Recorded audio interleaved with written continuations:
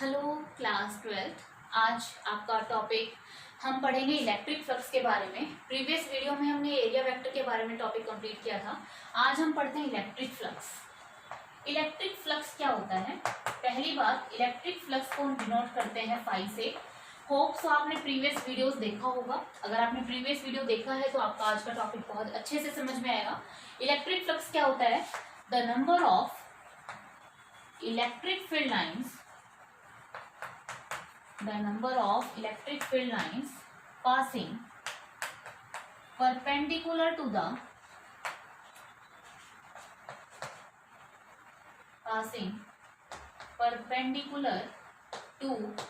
plane surface।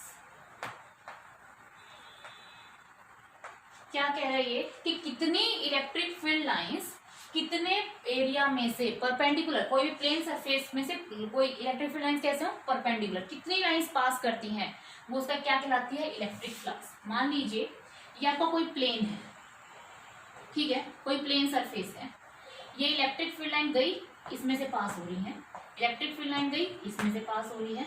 Electric field line गई, इसमें से पास हो रही है। यहाँ से निकल गई, यहाँ से निकल गई। ये इलेक्ट्रिक फील्ड की डायरेक्शन है, ठीक है। कैसे है इस सरफेस के? परपेंडिकुलर। कैसे है इस सरफेस पे आपके? परपेंडिकुलर, ठीक है। तो क्या कह रहा है ये कि ये जो है 90 डिग्री का यहाँ ऐसे एंगल बन रहा है, ठीक है। ये 90 डिग्री का एंगल है। ये एक प्लेन सरफेस है, ठीक है। यहां से इलेक्ट्रिक फील्ड लाइंस आई, ठीक। तो कितनी इलेक्ट्रिक फील्ड लाइंस इसमें से, देखो इस सरफेस से क्या है? परपेंडिकुलर है ना। ये वाला एंगल देखो 90 डिग्री, ये वाला एंगल, ठीक है। ये वाला जो एंगल है, ये एंगल जो है आपका वो 90 डिग्री है, दिख रहा है ये एंगल, ठीक। ये वाला एंगल जो है वो 90 डिग्री का है आपका, ठीक। तो कितनी इलेक्ट्रिक फील्ड लाइंस इस प्लेन सरफेस में से पास कर रही है, वो आपकी क्या कहती है? Electric flux. तो ध्यान से देखो 1 2 3, तो फ्लक्स कितना हुआ? 3। कितनी लाइंस, कितनी इलेक्ट्रिक फील्ड लाइंस कितनी प्लेन सरफेस में से पास की, वो क्या कहलाती है? Electric flux. तो कितनी नंबर है, संख्या है, मैग्नीट्यूड है, इसलिए फ्लक्स कैसी क्वांटिटी होती है? स्केलर क्वांटिटी होती है, ठीक है। मान लीजिए अब मैं ये कह दूं मुझे इस फ्लक्स की वैल्यू को बढ़ाना है, ठीक है। तो इस फ्लक्स की वैल्यू को मैं कैसे बढ़ा सकती हूँ?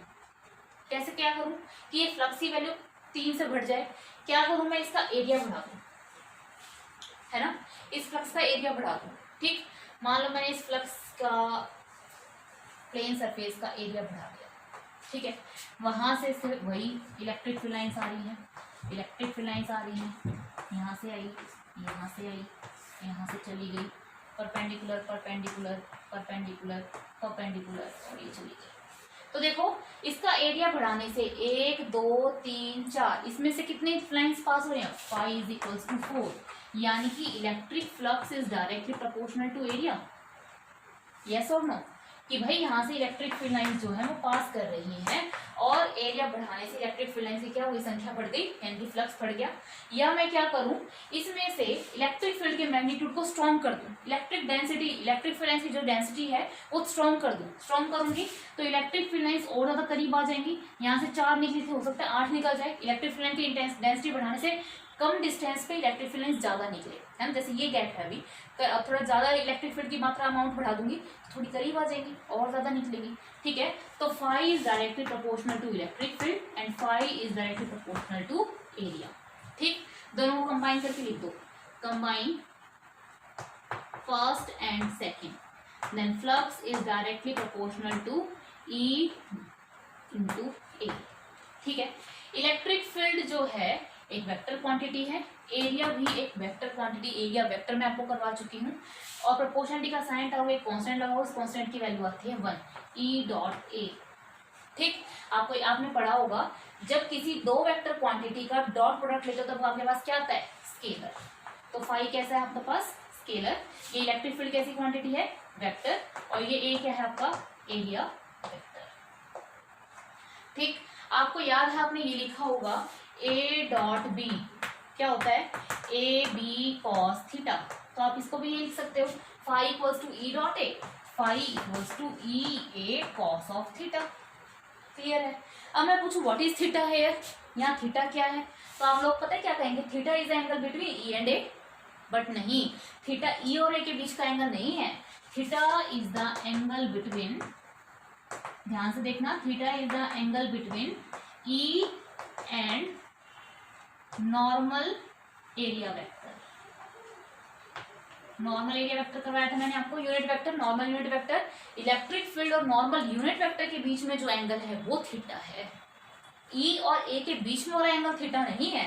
What is the theta? Theta is the angle between electric field and area vector, unit area vector. ठीक है, जैसे 2D का मैंने बताया था आपको, सरफेस के लिए 2 होता है, 3D के लिए बाहर वाला होता है। तो अभी हम इस पे करेंगे, आप इसको वीडियो को पॉज करके अच्छे से इसको नोट कर लीजिए, फिर आपको समझ में आएगा कि आप थीटा एंगल किस किस के बीच में कैसे लेते हैं।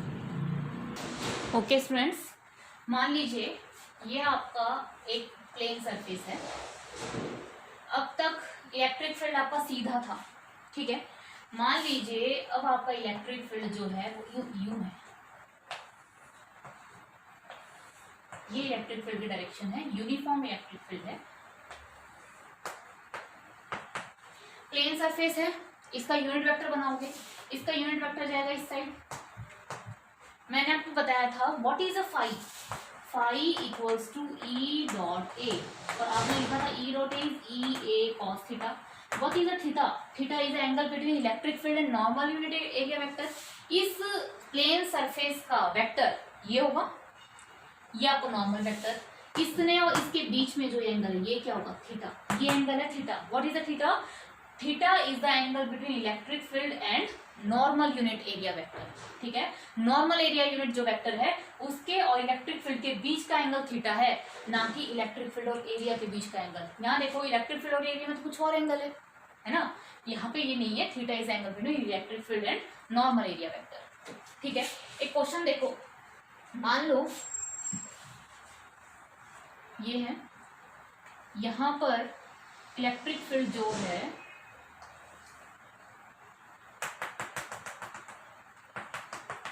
ये आपका इलेक्ट्रिक फील्ड है। इलेक्ट्रिक फील्ड यहां एंगल बनाता है, मान लीजिए थीटा, यहां मान लीजिए यहां थीटा बनाता है, ये थीटा है। ठीक, अब ये आपका सर्कुलर है, सर्कल है। ठीक है, इस सर्कल का नॉर्मल वेक्टर कहाँ होगा? ऊपर की तरफ, ये आपने बना दिया इसका एरिया वेक्टर। ठीक है, इलेक्ट्रिक फील्ड कैसी क्वांटिटी है? वेक्टर। इसे कंपोनेंट तोड़ सकते हो, जहां थीटा बनता है वहां कौन सा कंपोनेंट आता है? ई कॉस थीटा, और परपेंडिकुलर डायरेक्शन में क्या आएगा? ई साइन थीटा। अब मैं पूछूं, सॉरी साइन थीटा, अब मैं पूछूं व्हाट इज फ्लक्स, फ्लक्स क्या होगा? तो आप कहेंगे ई dot A E A cos theta.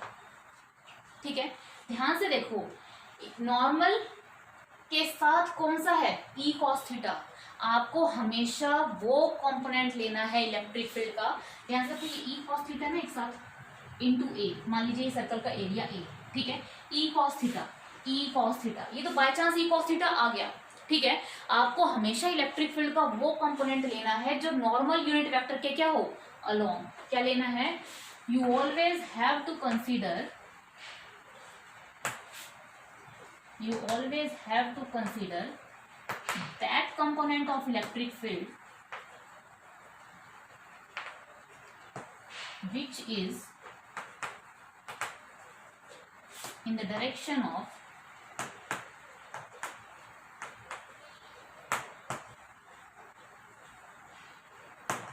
normal unit area। Normal unit vector के साथ जो आपका इलेक्ट्रिक फील्ड का कंपोनेंट होगा, आपको वो हमेशा कंसीडर करना है।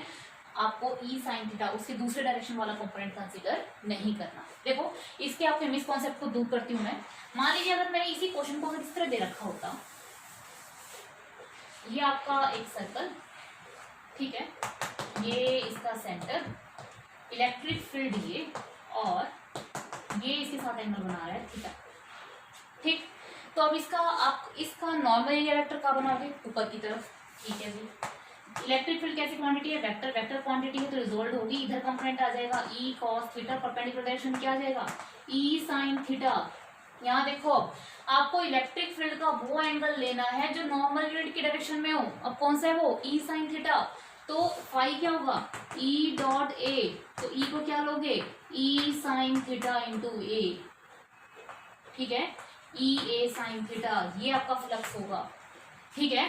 तो हमेशा आप ये मत रट लेना कि क्या ना रट ले, ये मत रट लेना आप कि आपको हमेशा ई कॉस थीटा लेना है। आपको ये याद करना है कि इलेक्ट्रिक फील्ड का वो कंपोनेंट लेना है जो नॉर्मल यूनिट वेक्टर के क्या हो, अलोंग हो, ठीक है। अगर मान लीजिए इसका रेडियस दे रखा हो आर, तो क्या लिखोगे phi equals to E sine theta, area क्या होता है पाई आर स्क्वायर, निकल गया फ्लक्स, ठीक है। देखो यहाँ पर इन दोनों में क्या है, देखो सब कुछ चीज सेम है, बस इलेक्ट्रिक फील्ड ने इधर एंगल थीटा बनाया है, इसमें इधर थीटा बनाया है, वो तो बाय चांस इसका कंपोनेंट ई कॉस थीटा इसी डायरेक्शन में आ गया, बट अब देखो इसका कौन सा कंपोनेंट आ रहा है ई साइन थीटा कंपोनेंट आ रहा है, तो आपको कौन सा लेना है ई साइन थीटा लेना है। आपको वो कंपोनेंट लेना है जो नॉर्मल के साथ हो, या नॉर्मल के साथ कॉस था तो कॉस लिया, नॉर्मल के साथ साइन था तो आपने क्या लिया साइन कंपोनेंट लिया, ठीक है स्टूडेंट, समझ में आया। इसको अच्छे से वीडियो को पॉज करके नोट कर लीजिए।